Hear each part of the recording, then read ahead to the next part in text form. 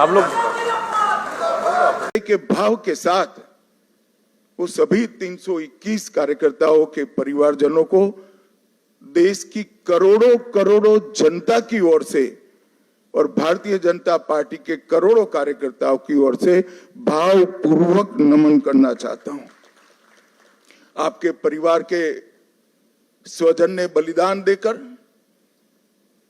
हमारे विचार को तो मजबूत किया ही है, हमारी पार्टी को तो आगे बढ़ाया ही है, मगर मैं विश्वास दिलाना चाहता हूं आपके परिवार के स्वजन का वो बलिदान पश्चिम बंगाल की सीमा को भी सुरक्षित कर पूरे भारत को सुरक्षित, ये विजय का एक और मायना है। आज त्रिपुरा में हमारी सरकार है,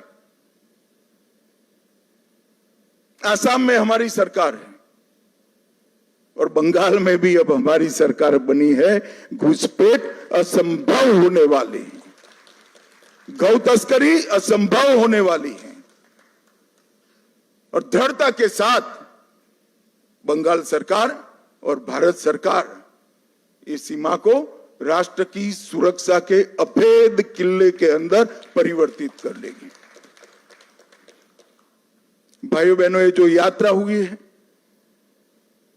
बंगाल की जनता ने हमें जन समर्थन तो दिया, गत चुनाव में भी दिया था, 77 सीट जीते थे, मगर इस बार जो जन समर्थन मिला है उसका आभार व्यक्त करने के लिए भाजपा के कार्यकर्ता के नाते मेरे पास शब्द नहीं है। हमारा विधायकों का जीत का एवरेज मार्जिन 28,000 है। 28,000 वोट से हम सब जीते हैं, एवरेज निकाल देता हूं। और 3 से 77, 77 से 203 की 207 की जो यात्रा हुई है वो अभूतपूर्व है। 23 प्रशासनिक जिलों में से 9 जिले ऐसे हैं जहां दीदी का खाता भी नहीं खुला है, सुपड़ा साफ हो गया। मैंने ऐसा प्रचंड जनादेश देखा नहीं है। सरकार परफॉर्म करती है तब तो मिलता है, मगर जहां ऑपोजिशन में है, विरोधी दल के नेता को बोलने का कोई मौका नहीं दिया जाता है, जनता की भावनाओं को उजागर करने का मौका नहीं दिया जाता है, वहां पर 9 जिलों में शून्य सत्ताधारी दल का, ये केवल और केवल ईश्वर और बंगाल की जनता की कृपा है। जब चलता था तब चुनाव आयोग पर ढेर सारे सवाल उठाए गए, न केवल टीएमसी, इनके सभी साथियों के द्वारा उठाए गए। मैं आज उन्हीं लोगों को बड़ी विनम्रता से पूछना चाहता हूं कि बंगाल में 93% मतदान हुआ है, जो आजादी के बाद सबसे ज्यादा है, और एक भी कंप्लेंट टीएमसी की ओर से छापा मारने की नहीं है, बूथ कैप्चरिंग की नहीं है, एक भी नहीं है। 93% मतदान हुआ है और जहां सैकड़ों लाशें गिरती थी चुनाव के वक्त, वो राज्य के अंदर एक भी मृत्यु के बगैर दोनों चरण समाप्त हुए हैं। मैं आज चुनाव आयोग के तहत काम करने वाले सभी सुरक्षा बलों को, बंगाल सरकार के सभी कर्मचारियों को और बंगाल पुलिस को भी हृदयपूर्वक अभिनंदन देना चाहता हूं कि आपने जो काम किया है इससे विश्व भर में लोकतंत्र का मैसेज गया है। 23 जिलों में से 20 जिलों में भाजपा नंबर 1 पार्टी बनी है। एक भी जिला ऐसा नहीं है जहां हमारा विधायक नहीं है।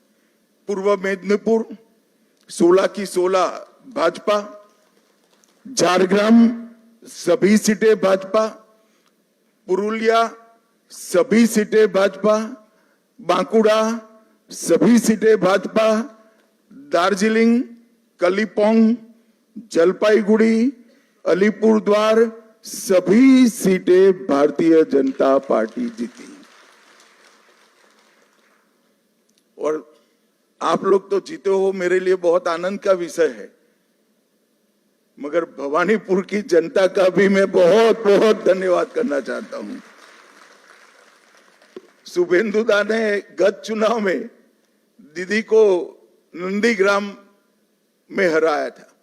मैंने दीदी का एक इंटरव्यू देखा था, वो कहती थी मैं इनके गढ़ में लड़ने के लिए चली गई। दीदी इस बार तो शुभेंदुदा ने आपके घर में आकर हराया है। मैं भवानीपुर की जनता का भी बहुत बहुत हृदयपूर्वक धन्यवाद करना चाहता हूं। मित्रों, इस जीत का महत्व भारतीय जनता पार्टी के लिए पार्टी के विस्तार तक सीमित नहीं है। इस जीत का महत्व हमारी आइडियोलॉजी के एक्सपांशन तक सीमित नहीं है। इस जीत का महत्व भाजपा एनडीए का 21वां राज्य आए इस तक महत्व नहीं है। ये जीत का महत्व है, ये जीत ने राष्ट्रीय सुरक्षा में जो सबसे बड़ा छिद्र था उसको भरने का काम किया है, वो महत्वपूर्ण।